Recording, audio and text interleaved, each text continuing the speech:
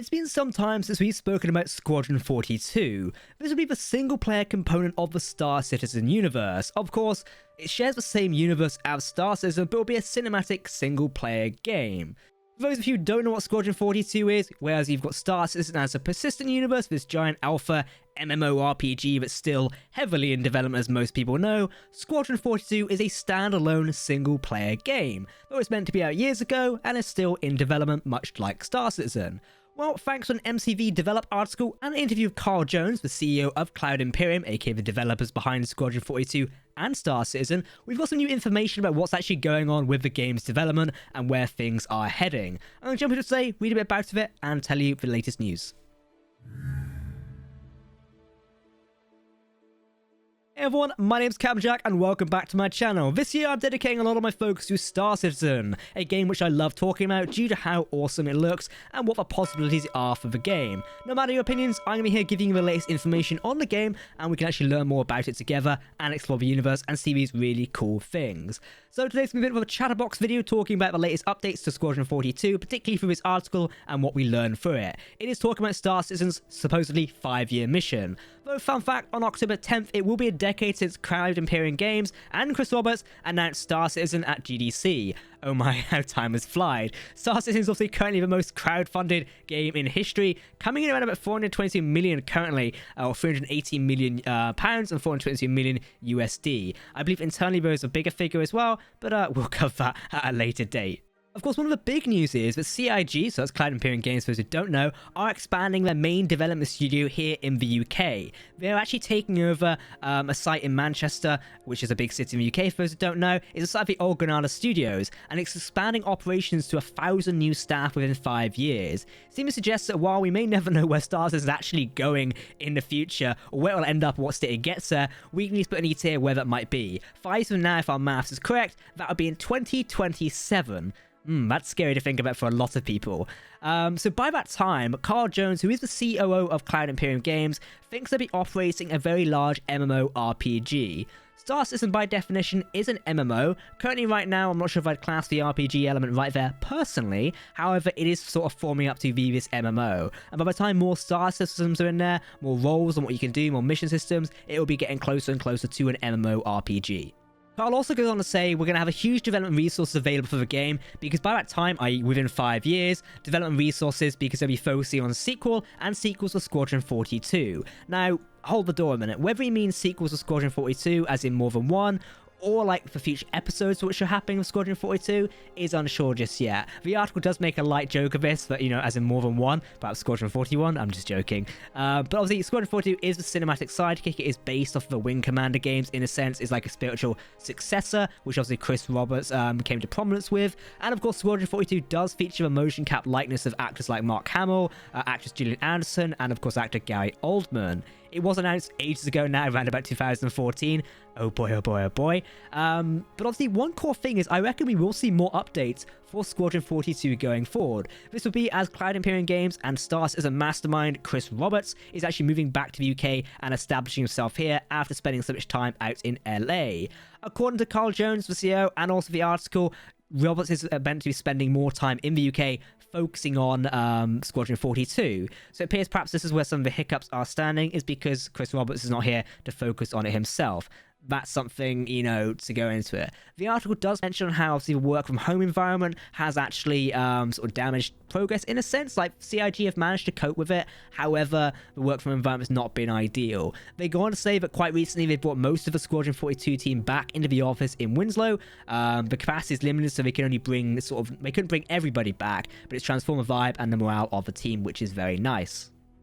They do mention that the entirety of CIG is growing, the whole company is, and also they're moving into these new offices later this year. It's a long process, but also hiring more developers. The goal was to get more space. Chris did want us to have world-class studios for developers, so we started to look at where they could get and what they could provide in.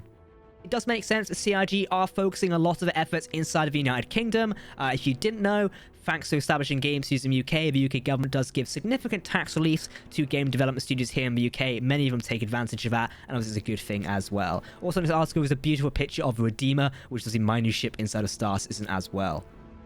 Carl Jones is asked about, you know, how he sees the metaverse of Star Citizen.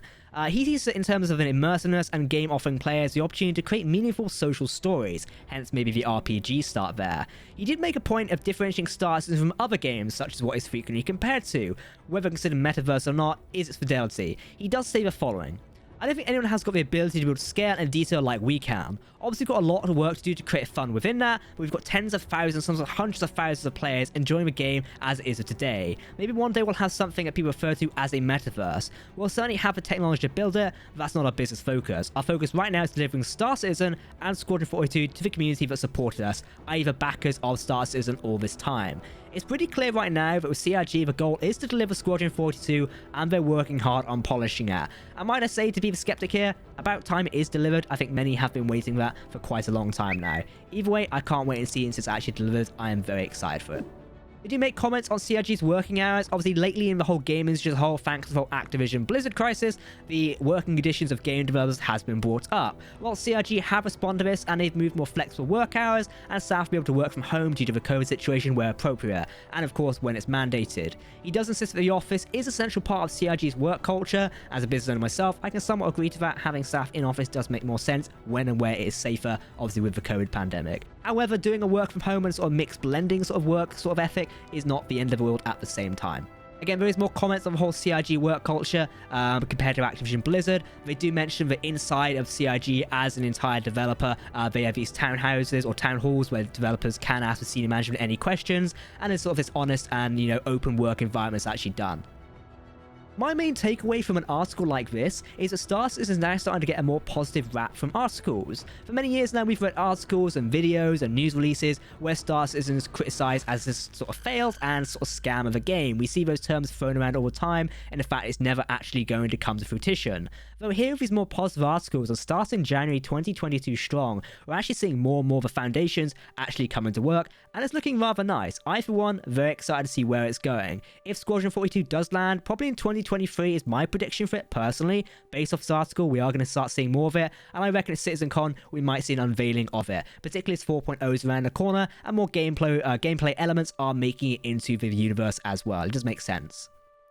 Carl Jones also to say that hopefully we can progress Squadron 42 through to completion faster. We want to get that game finished, but it'll be finished when it's ready. This is the core message that's been championed lately. And in fact, Squadron 42 will come out to backers and general players when it is finished and when it is ready.